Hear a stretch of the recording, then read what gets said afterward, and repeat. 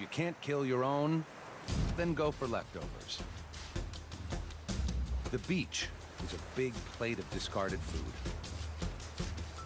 His flickering tongue pinpoints nearby carcasses. He essentially tastes the air by picking up molecules and delivering them to the Jacobson's organ, kind of super nose, inside his mouth. Something smells good to him.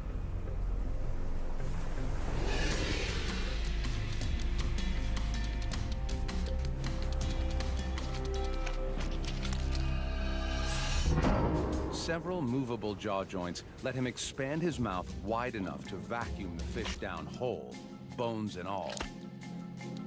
Good thing, he hasn't eaten in days.